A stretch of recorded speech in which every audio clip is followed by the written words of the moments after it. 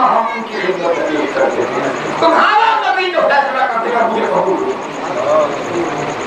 مگر وہ حضور کی خدمت میں آ گئی. حضور صلی اللہ علیہ وسلم خلیفہ کی بات سنی یہودی کی بھی اور اس نام نہاد مسلمان کی بھی. جو ظاہری طور پر مسلمان پیدا ہوگا بڑے حقوق سے محبت کے دعوے, بڑے حقوق کی تعریفیں, بڑے حقوق کی تفصیلات بانی متا سرائی. حضور نے دونوں کا معاملہ سنا. معاملہ سننے کے بعد حضور نے فیصلہ جو فرمایا فیصلہ یہودی کے حق میں تھا. اس کا حق بنتا ہے, اس کا حق اس کو ادا ہے. وہاں تو اس نے کہا ٹھیک ہے, باہر اٹھ کے آ گئے. باہر یہودی نے کہا کہ اب تو معاملہ تمہارے نبی نے فیصلہ فرما دیا.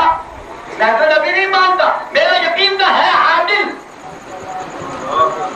عدل نہ کر کے تم تو نبی کو ماننے والے, تم تو بس نبی کی اطاعت کرو, میرا حق تجھے دے دو. نبی کے فیصلے کے بعد وہ ہیلے تراشنے لگا.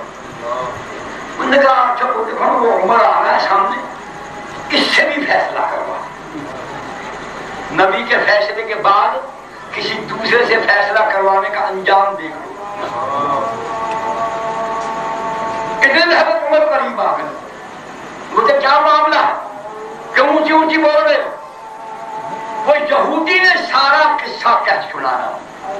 لیکن اچھا حضور نے فیصلہ فرما دیا؟ مگر جی ہاں فیصلہ کر.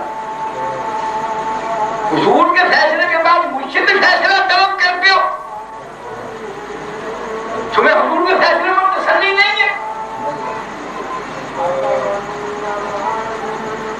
اس جو مسلمان کہلا کر دیا میں آپ کا فیصلہ فرمان کے یہی ٹھہرا میں دیا. گھر گئے, تلوار اٹھا کے لائے. وہ جو مسلمان بنا پھرتا تھا نا مسلمان ہونے کا دعویٰ, اس کی گردن کا ماری تلوار ٹکڑے مر گیا, قتل. فرمایا جو محمد علیہ السلام کے فیصلے کے بعد عمر سے فیصلہ طلب کرتا ہے وہ مسلمان نہیں ہے, اس کو زندہ رہنے کا حق نہیں, اس کا یہی انجام.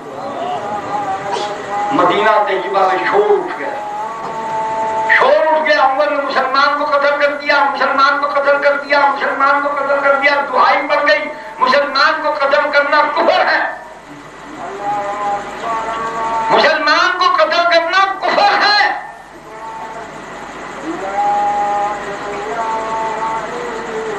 اللہ پاک نے جناب محمد کریم علیہ السلام پر وحی نازل فرما. عمر نے قتل کیا, لوگوں نے کہا مسلمان کو قتل کر دیا. اللہ نے وحی نازل کی. کیا وحی آئی؟ وحی آئی فلا وربک لا یؤمنون حتی یحکموک فیما شجر بینہم ثم لا یجدوا فی انفسہم حرجا مما قضیت ویسلموا تسلیما. اے محمد میں قسم کھا کر کہتا ہوں, کیا مانا؟ کہا یہ جانا کہ عمر نے جس کو قتل کیا وہ مسلمان نہیں تھا. اگر وہ مسلمان ہوتا تو اے محمد آپ کے فیصلے پر خوش ہو کے یہودی کا حق ادا کرتا. اس نے آپ کے فیصلے کو دل سے قبول نہیں کیا, دل میں اس نے تنگی رکھی, دل میں اس نے تنگی رکھی, اطمینان نہیں ہوا, خوش نہیں ہوا. عمر سے فیصلہ مانگتا ہے. آپ کے فیصلے کے بعد جو کسی اور سے فیصلہ طلب کرے یا آپ کے فیصلے کو قبول نہ کرے, آپ کے فیصلے پر خوش نہ ہو, میں اللہ اعلان کرتا ہوں کہ وہ کون ہے؟ مسلمان نہیں. اور اس نے ایک اور بات, خدا نہ خواستہ معاذ اللہ اگر مسلمان ہونے کا دعوے دار تھا, اس فیصلے سے پہلے وہ مسلمان تھا, تو نبی کے فیصلے کو قبول نہ کرنے سے وہ مرتد ہو گیا. وہ مرتد ہو گیا.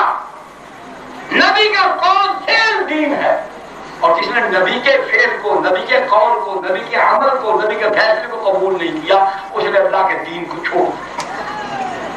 من بدل دینہ فاقتلوہ من ارتد فاقتلوہ. تو مجھ محمد کے دین کو چھوڑ جائے اس کو قتل کر.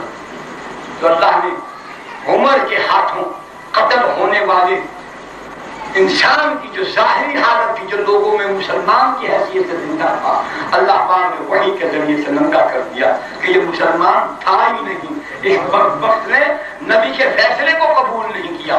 مسلمانوں، ہمیں اپنی حالت پر غور کرنا چاہیے، اپنے آپ کو دیکھنا چاہیے، ہماری روزمرہ کی زندگی میں کیا ہو رہا ہے، ہم کیا کر رہے ہیں۔ ہم نے اپنے گھر کو، اپنی ماں بہن کو، اپنی بیٹی اپنی بیوی کو، اپنے کاروبار کو، اپنے معاملات کو نبی کے فیصلوں کے مطابق سنبھالا ہے؟ ہم نے نبی کے فیصلے قبول کیے ہیں؟ کہیں عملی طور پر کچھ بدبخت جیسے مسلمان تو ہم نہیں بن گئے؟ کیوں ہم پر خدا کی رحمت نہیں ہوتی؟ کیوں ہم کامیاب نہیں ہوتے؟ کیوں ہم کافروں پر غالب نہیں ہوتے؟ کیوں ہمارے گھروں میں خدا کی رحمت نہیں آتی؟ میاں بیوی کے اندر نا اتفاقی، ماں باپ اور اولاد کے اندر نا اتفاقی، بہن بھائی کے اندر نا اتفاقی، نماز گھر میں نہیں، روزہ نہ رہا، شرم نہ رہی، حیا نہ رہی، اپنی ماں بہنوں بیٹیوں کو ہم نے خود ننگا کر کے بازاروں میں پھینک دیا۔ اس سے بڑا ہم خدا کی بغاوت کا اور کیا اعلان کریں؟ پردے سے تو محمد کی گھر والیاں اور بیٹیاں جو ہیں ان کو اجازت نہیں کہ وہ بے پردہ ہو کر باہر نکلے، تو ہماری ماں بہنوں بیٹی کو کیسی اجازت مل گئی؟ یہ بغاوت نہیں، یہ پیغمبر کے فیصلوں کا انکار نہیں کہ شادی بیاہ پر ہم کیا کرتے ہیں؟ پیغمبر کا جاننے کا ہوں من سنتی فمن رغب عن سنتی فلیس منی۔ بات جو نکاح صرف ایجاب و قبول نہیں، وہ تو بول کرنے کا نام نہیں ہے کہ لڑکی زبان سے کہہ دے، لکھ کر دے دے، اپنے زبان سے کہنا افضل ہے، ضروری ہے۔ آہستہ کہے، ماں کے کان میں کہہ دے، ماموں کو کہہ دے، ابا کو کہہ دے، شہری کو کہہ دے، کہ کہے ضرور، کہنا افضل ہے۔ یا کوئی ایسا بلیغ واضح اشارہ جس کا معنی ہی یہ بنتا ہو کہ مجھے یہ قبول ہے۔ صرف اس کا نام نکاح نہیں، نکاح کی وہ ساری تقریب نبی کے طریقے پر کرنی ہے۔ نبی نے نکاح خود کیے، اپنی بیٹیوں کے کیے۔ عثمان جیسا دولہا دنیا میں کوئی نہیں، نبیوں کے بعد عثمان جیسا دولہا کوئی نہیں، جو 2 مرتبہ محمد کے گھر آیا ہے بیٹی۔ اس سے بڑا دولہا کون ہے؟ ابھی بھی دولہے ہیں، بہت بڑے دولہے ہیں، لیکن عثمان ان سے بڑا دولہا۔ نبی نے فرمایا میری 40 بیٹیاں ہوتی کہ جب مرتی جاتی مجھے کے بعد دیگرے 40 کی 40 تم سے بے۔ نبی نے خود اپنی بیٹیوں کے نکاح پر، اپنے یاروں وفاداروں کے نکاح پر کسی کو ڈھول بجانے کی اجازت دی؟ مائیاں، کھارے، تیل، مہندی، یہ ڈھول دھمکا، یہ آتش بازی، اچھے اچھے ذمہ داروں کی مائیں، بہنیں، بیٹیاں، بیویاں شادی نکاح کے موقع پر ناچتی ہیں۔ میں نام لے کر بتا سکتا ہوں۔ اس وقت تم کو خدا یاد نہیں ہوتا، اس وقت پیغمبر یاد نہیں ہوتا۔ یہ سب کافروں کی رسمیں ہیں، ہندوؤں کی رسمیں ہیں۔ یہ مائیاں، یہ کھارے، یہ تیل، یہ مہندی، یہ ڈھول دھمکا، یہ آتش بازی، یہ عورتوں مردوں کا ناچنا الگ الگ ہو جائے، اکٹھا ہو، سب حرام ہے۔ تم نے دھوپ میں پیشاب کر دیا، اس لیے تمہارے نکاح کی برکت ختم ہو، نکاح کی برکت ختم ہو، ختم کر دی تمہیں نکاح کی برکت۔ نکاح کی برکت ہے نبی کے طریقے۔ اب نکاح کیا ہے؟ ضرورت ہے، ضرورت کی چیز ہے، جیسے پانی، جیسے روٹی، جیسے کپڑا، جیسے مکان، جیسے بیمار کا علاج، یہ ضرورت ہے۔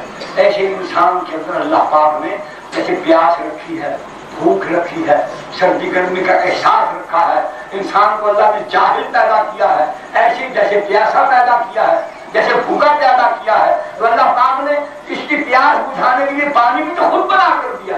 اب کوئی اللہ کو مانے ہی نہ مانے، اسی کا بنایا ہوا پانی پیے گا تو اس کی پیاس بجھے گی، ہم کافر ہو گئے مسلمان۔ ایسے ہی اللہ نے بھوک بنائی تو بھوک مٹانے کا رزق بھی تو خدا نہیں بنایا، اسی کو ہم کھاتے ہیں، شوق سے کھاتے ہیں، محبت سے کھاتے ہیں، مزہ آتا ہے، لذت آتی ہے، ساری زندگی کھاتے رہتے ہیں، کبھی نفرت نہیں کرتے۔ یہ اللہ کا علم، اللہ جانتا ہے۔ ہمیں بعد میں بھیجا، ہماری ضرورت کی چیزیں پہلے بھیج دی۔ ہمارا حال کیا ہے؟ ہم میاں بیوی ایک دوسرے سے پوچھتے ہیں آج کیا خاص ہو، اور یہ تجھ کا کیا خاص ہو، کیا پتا تمہارا کھلے کھاؤں کا شوق کیا ہو۔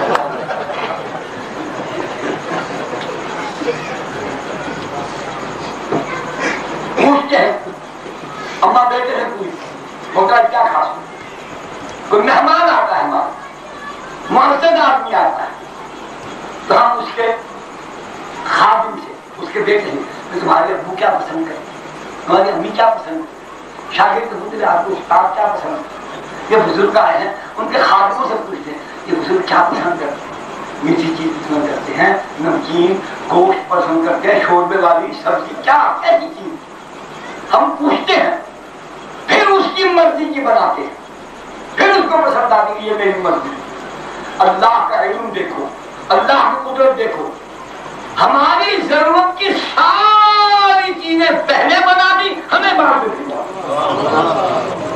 اور خدا کا کمال یہ کہ اس کی بنائی ہوئی ساری چیزیں ہمیں مزہ دے رہی ہیں ہمیں لطف آ رہا ہے وہاں پوچھ کر بنائی تو پھر مزہ آیا جہاں بغیر پوچھے سب کچھ بنا دیا ہر چیز مزہ دے رہی ہے یہ ہے خدا اللہ کا علم اس کی قدرت کہ خدا کی بنائی ہوئی کوئی چیز ہمارے لیے نقصان دہ ہے